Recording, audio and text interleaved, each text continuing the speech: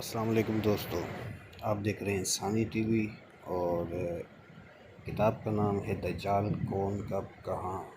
اس کے سلسلے کی 14ویں ایپیسوڈ ہے، تو آگے بڑھتے ہیں۔ ہم یہاں تک پہنچے تھے۔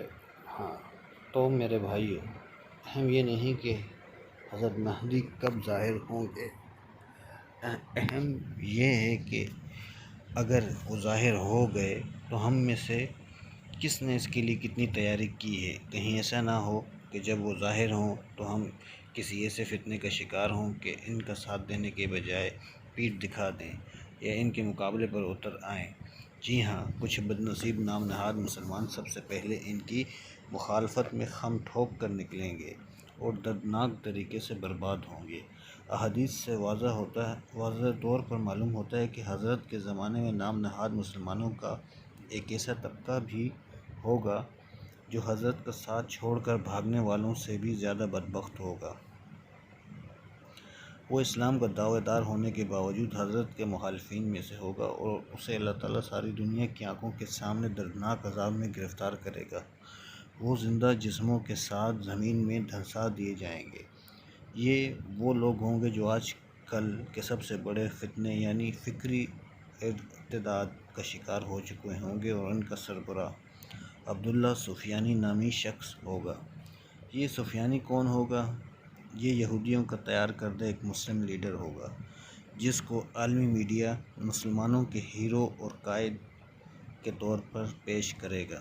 بعض جنگوں میں وہ مغرب کے خلاف فاتحانہ کردار ادا کرنے کا ڈرامہ رچائے گا، اور پھر جب مسلمانوں میں مقبولیت حاصل کر لے گا تو اصل روپ میں ظاہر ہو جائے گا۔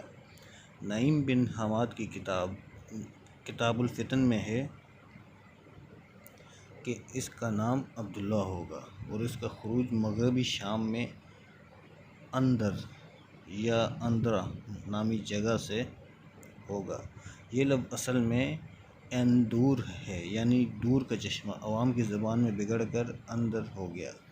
اندر اس وقت شمالی اسرائیل کے ضلع الناصرہ کا ایک قصبہ ہے جس پر اسرائیل نے 24 مئی 1948 میں قبضہ کر لیا تھا۔ بعض روایات سے پتہ چلتا ہے یہ شروع میں مسلمانوں کا ہمدرد اور خیر خواہ ہوگا، بعد میں اس کا دل بدل جائے گا۔ اس کا مطلب ہے کہ اسے باطل قوتیں مسلمانوں کی جعلی قیادت کے لیے تیار کریں گی، جیسا کہ آکسفورڈ اور کیمبرج کے طلسم خانوں میں ہوتا ہے، اور جب وہ مسلمانوں میں مقبولیت حاصل کر لے گا تو اصل پلان پر عمل شروع کر کے حضرت مہدی کے خلاف صف آرا ہو جائے گا۔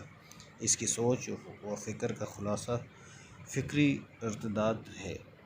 فکری ارتداد یہ ہے کہ اسلام کے حلال کو حلال اور حرام کو حرام نہ سمجھا جائے، شرعی تعلیمات کو حرف آخر نہ مانا جائے، ان میں اتنے شکوک و شبہات اور وسوسے پیدا کیے جائیں کہ شراب و زنا اور سود و جوئے جیسی قطعی حرام چیزوں کو بھی پروپیگنڈے کے زور پر حلال قرار دلوایا جائے۔ اس دن وہ شخص سب سے بڑا محروم ہوگا جو بنو کلب کے مال غنیمت سے محروم رہا، یعنی ہر صاحب ایمان مجاہد اس مال غنیمت میں سے کچھ نہ کچھ ضرور لے گا، اگرچہ اونٹ کو باندھنے کی رسی ہی کیوں نہ ہو۔ حضرت حذیفہ رضی اللہ عنہ نے عرض کیا، یا رسول اللہ، ان کے ساتھ قتال کرنا کیسے جائز ہوگا، حالانکہ وہ تو توحید کے قائل ہوں گے؟ یعنی لوگ ان کے مسلمان ہونے کے باوجود ان کے اموال کو غنیمت اور ان کے بچوں کو قیدی کیسے بنا لیں گے؟ فرمایا وہ شراب کو حلال سمجھنے اور نماز نہ پڑھنے کی وجہ سے کافر قرار دیے جائیں گے۔ سفیانی زمین میں فساد برپا کیے ہوئے ہوگا، حتیٰ کہ ایک عورت سے دن کے وقت دمشق کی جامع مسجد کی ایک مجلس میں بدکاری کی جائے گی۔ اسی طرح ایک عورت سفیانی کی ران پر آ کر بیٹھ جائے گی جبکہ وہ جامع دمشق کی محراب میں بیٹھا ہوگا۔ اس وقت ایک غیرت مند مسلمان سے مسجد کی یہ بے حرمتی اور یہ قریح منظر دیکھا نہ جائے گا، اور وہ کھڑا ہو کر کہے گا، افسوس ہے تم پر، ایمان لانے کے بعد کفر کرتے ہو، یہ ناجائز ہے۔ سفیانی کو حق کی یہ بات کڑوی لگے گی اور وہ اس کو کلمہ حق کہنے کی پاداش میں موت کے گھاٹ اتار دے گا، اور صرف اسی کو نہیں بلکہ جس نے بھی اس کی تائید کی ہوگی اس کو بھی قتل کر دے گا۔ یہ ہے وہ فکری ارتداد، یہ ہے اللہ کے احکام، حدود اللہ کی پامالی جو آج کے تھنک ٹینکس کا برپا کردہ عظیم ترین فتنہ ہے۔ اس سے جو وسوسے جنم لیتے ہیں، ان کی بنا پر آدمی صبح کو مسلمان ہوتا ہے، شام کو کافر، شام کو مسلمان ہوتا ہے تو صبح کو کافر۔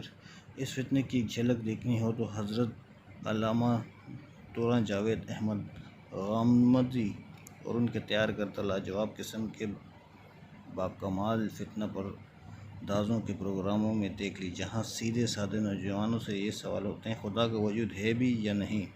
حدود کی تعریف کیا ہے اور یہ تعریف کس نے کی ہے؟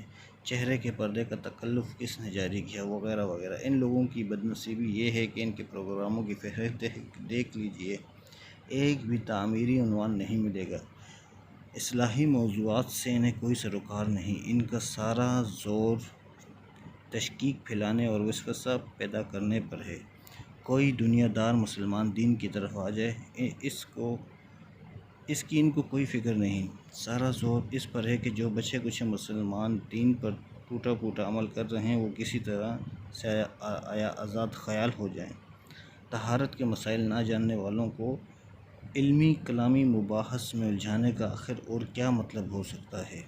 تو جناب من، شراب و زنا کو حلال اور سود و جوئے کو جائز سمجھنے والے اور سنت نبوی کو حقیر جاننے والے وہ بدنصیب روشن خیال ہوں گے جو حضرت مہدی کی تلوار کا شکار ہوں گے۔ یہی فکری ارتداد کا انجام ہے۔ یہ لوگ جانوروں کی طرح ذبح کیے جائیں گے۔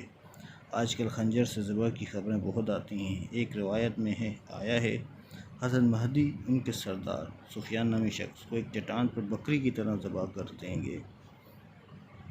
جو لوگ فتنے کا شکار ہو چکے ہوں، وہ ظالم کے لیے رحم دل اور مظلوم کے لیے سنگ دل ہوتے ہیں۔ اللہ اپنی پناہ میں رکھے۔ ارتدادی فتنے کا کمال یہ ہے کہ ان فتنہ باز پروفیسروں اور اسکالروں کے مذاکرے و مباحثے سننے والے لوگ کفری کام اور کفری نظریات میں مبتلا ہو جاتے ہیں۔ کفری کام تو پھر بھی توجہ دلانے سے سمجھ آ جاتے ہیں، مگر کفر کے نظریات کا کانٹا لاکھ سمجھاؤ دل سے نہیں نکلتا۔ اس لیے میرے بھائیوں، اللہ کے واسطے اپنے ایمان کی حفاظت کرو۔ اس کا طریقہ یہی ہے کہ ایمان والوں کے ساتھ ہو جاؤ، انہی کی صحبت میں بیٹھو، انہی کی روش اختیار کرو۔ ایمان کے ڈاکو بڑے چال باز ہوتے ہیں، دایاں دکھا کر بایاں مارتے ہیں، خبر بھی نہیں ہوتی، متاع عزیز لوٹ لیتے ہیں۔ پروگرام ختم نہیں ہو چکا ہوتا کہ ایمان ٹھکانے لگ چکا ہوتا ہے۔ خدا کے لیے خود پر رحم کرو، کہیں موت کے وقت کلمہ کی دولت ہاتھ سے نہ جاتی رہے۔ ابھی تک کے لیے اتنا ہی، انشاءاللہ نیکسٹ ایپیسوڈ میں آگے کا پڑھیں گے، اور آپ سے ہمیشہ کی طرح گزارش ہے کہ چینل کو سبسکرائب کریں، لائک کریں اور زیادہ سے زیادہ شیئر کریں۔ شکریہ۔